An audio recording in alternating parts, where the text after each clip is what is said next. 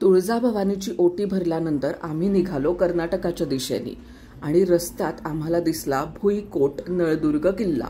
हा किल्ला आतून काही बघणं झालं नाही, पण पुढच्या वेळी नक्की कधीतरी गाणगापूरला आम्हाला दर्शन घ्यायचं होतं। पण आम्हाला धनंजय दादांनी सांगितलं की तिथूनच जवळ गुरुचरित्राची मूळ प्रत असलेलं कडगंची गाव आहे, तर या गावामध्ये जाऊन तिथं दत्त मंदिर आणि जर शक्य असेल तर गुरुचरित्राची प्रतही आपण बघू शकतो। मग आम्ही ठरवलं की आता एवढं लांब आलोच आहे तर तेही बघून घेऊया। पण तिथे गेल्यानंतर आम्हाला मूळ प्रत असं काही बघायला मिळालं नाही, पण ते मंदिर मात्र फारच छान होतं। या मूर्तीला सायनदेव दत्त मंदिर असं पण म्हटलं जातं आणि या पादुका महाराष्ट्रात वेगवेगळ्या ठिकाणी येतात। महाराष्ट्र आणि कर्नाटकाच्या बॉर्डरवरती हे गाव असल्यामुळं इथली भाषा आणि एकूणच संस्कृती बऱ्यापैकी मिक्स्ड होती। हे मंदिर अप्पाजींनी कसं स्थापन केलेलं आहे आणि सायनदेवांचा याच्यामध्ये काय रोल आहे आणि एकंदरीतच तिथल्या पादुकांची काय गोष्ट आहे हे सुद्धा सगळं इथं अगदी व्यवस्थित लिहिलेलं आहे। छोटंसं दगडी असं छान मंदिर आहे, खूप स्वच्छ आहे। नाहीतर अशी आडगावातली मंदिरं बऱ्याच वेळेला आपल्याला असं होतं की अरे ही मेंटेनच केलेली नाही आहेत, पण या मंदिराचं अजिबातच तसं नव्हतं। आणि तिथंच आम्हाला भेटले विजय काका, ज्यांनी आम्हाला या मंदिराविषयी बरंच काही सांगितलं। या गप्पा तर पुष्कळ झाल्या, पण मला त्यातल्या त्यात खूप इंटरेस्टिंग वाटली ही दत्तमूर्ती कशी घडवली गेली त्याची गोष्ट। ती क्लिप मी तुम्हाला इकडे ऐकवतेय।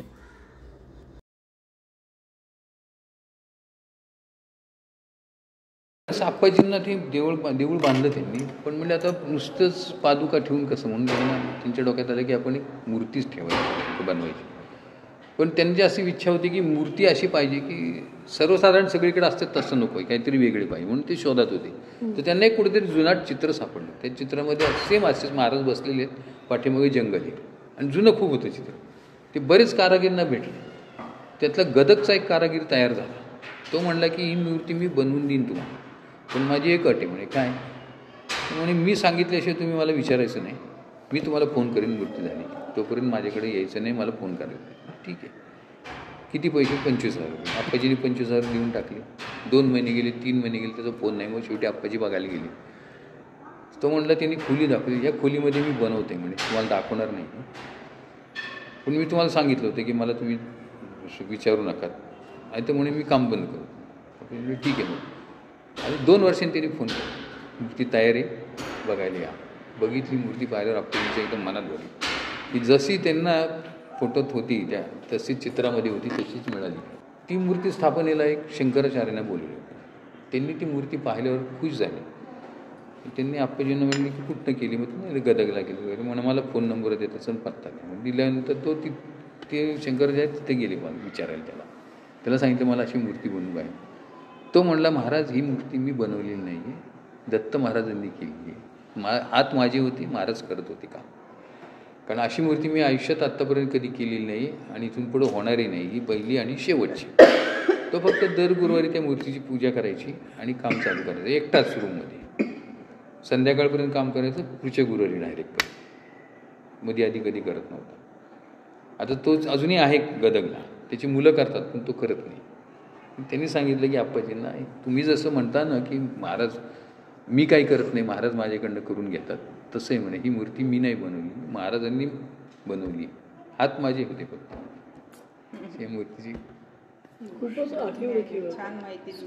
हे दर्शन घेऊन मग आम्ही निघालो गाणगापूरला। तर आम्ही पोचलेलो आहे गाणगापूरमध्ये आणि बराच वेळ गेला, कारण हे आहे कर्नाटकमध्ये, त्यामुळे महाराष्ट्राचे बरेचसे लोक इकडं पण आलेले दिसतात, पण ती जी लोकल लँग्वेज आहे ती मात्र आहे कन्नड।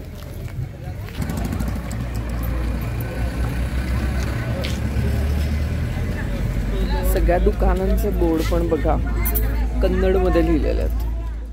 असं म्हटलं जातं की गाणगापुरामध्ये श्री दत्तगुरूंचा जर तुमच्यामध्ये कुठलीही निगेटिव्हिटी असेल तर गाणगापुरामध्ये येऊन त्याचा इलाज होतो असं सुद्धा म्हटलं जातं। त्यामुळे मानसिक प्रॉब्लेम्सनी पछाडलेले सुद्धा बरेच लोक इकडे दिसतात। आधी आम्ही गेलो होतो कडगंची नावाच्या ठिकाणी, तर तुम्ही जेव्हा कधी गाणगापूरला याल तेव्हा या ठिकाणी नक्की जा, कारण ती खूप कमाल जागा आहे आणि तिथे गेल्यानंतर तिथे दत्तमूर्ती बघून माझं मन इतकं प्रसन्न झालं की काय सांगू।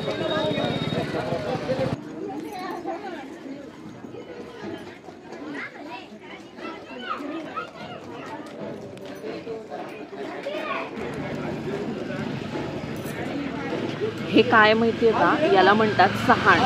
लग्नामध्ये हे देत असतात सहाण, किंवा मग चंदन वगैरे उगाळण्यासाठी म्हणून याचा वापर केला जातो. तर ही सहाण हे सुद्धा इथं बहुतेक भरपूर खरेदी करत असतील लोक. आणि अशा काही छान पादुका वगैरे पण दिसत आहेत आपल्याला. छोट्या छोट्याशा पादुका पण आहेत जे लोक घरी घेऊन जात असतील. असं आहे. या आवारात आम्ही असतानाच आम्हाला ढोल ताशाचे आवाज ऐकू आले. बरं, मंदिराकडे जाणाऱ्या रस्त्यावरतीच एका झाडाच्या खाली मला ही अशी चूल दिसली आणि ती वापरातली चूल असावी. बहुतेक माधुकरांसाठी अशी ती चूल होती. बरं, गाणगापुरामध्ये जे कोणी सेवेकरी किंवा भक्त येतात ते दुपारच्या वेळेला माधुकरी मागून म्हणजे भिक्षा मागून सुद्धा जेवतात बरं का. तशी पद्धतच आहे इकडे. असं म्हणतात की दुपारच्या वेळेला दत्तगुरू भिक्षा मागणाऱ्याच्या रूपामध्ये कधीही आपल्या समोर येऊन अशी भिक्षा मागू शकतात, पण आपल्याला कळत नाही की हे दत्तगुरू आहेत. तर त्याच्यामुळं कधीही दुपारच्या वेळेला इकडे भिक्षा ही दिलीच जाते, जर कुणीही मागितली तरी आणि कितीही वेळा मागितली तरी सुद्धा. आम्हाला नंतर असं सांगितलं गेलं की तिकडे भिक्षा मागायची पद्धत आहे आणि शिवाय तिकडून पादुका सुद्धा आणायच्या असतात, पण आम्हाला तेव्हा माहीत नव्हतं. आणि हे आहे गाणगापूरचं श्री दत्त मंदिर. मंदिराच्या आतमध्ये आता हे अलाउड करतील की नाही काही माहिती. तेव्हा मला हे कळलं नव्हतं की ढोल ताशे वाजतायत म्हणजे पालखी प्रदक्षिणेची वेळ आलेली होती आणि दत्तगुरूंच्या संध्याकाळच्या आरतीची सुद्धा. मी काही खोटं बोलणार नाही बरं का. मी मंदिराच्या आवारामध्ये आरती आणि प्रदक्षिणेच्या वेळेला होते, त्याच्यामुळे थोडंसं मला टेन्शन आलं होतं, कारण मी बऱ्याच गोष्टी ऐकलेल्या होत्या या मंदिराबद्दल.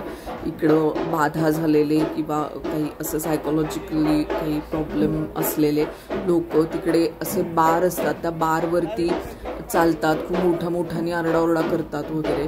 तर ते पण मला इकडे बघायला मिळालं आणि मी खूप घाबरले होते.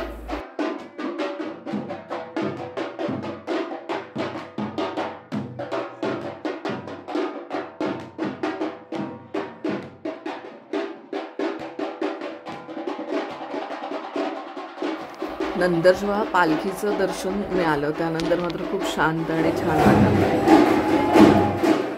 माझ्या आईबाबांना आणि सासू सासऱ्यांना सुद्धा दत्तगुरूंची उपासना करण्याची खूप आवड आहे आणि त्याच्यामुळं आमच्याकडे नेहमी गाणगापूर अक्कलकोटला जाण्याबद्दल चर्चा होत असते, पण कधी येणं झालं नव्हतं. या निमित्ताने आम्हाला असं पालखीचं दर्शन मिळालं, जवळून दर्शन मिळालं आणि ते सुद्धा दत्त नवरात्राच्या दिवसांमध्ये मिळालं.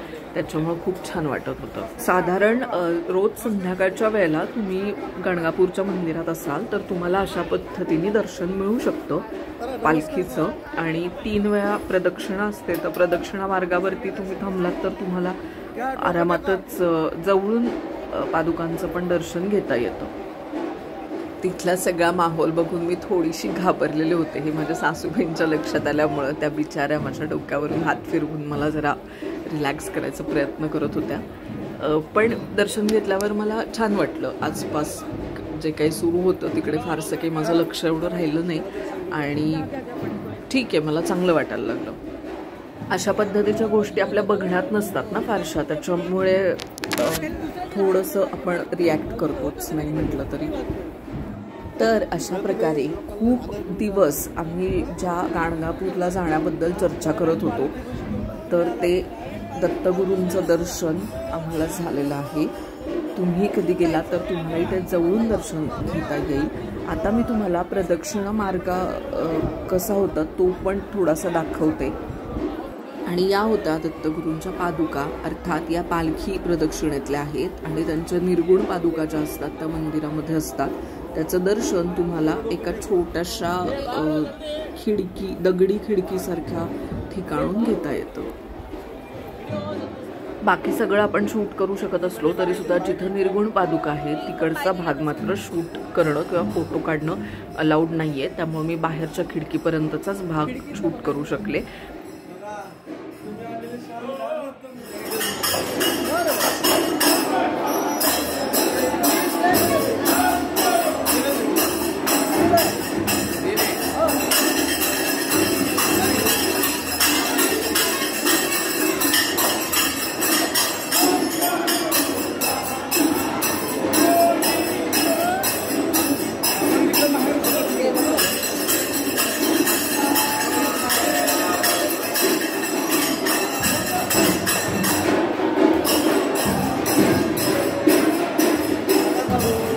अशा पद्धतीने खूप शांतपणे दर्शन घेतल्यानंतर आता आम्हाला मुक्कामाला जायचं होतं अक्कलकोटला.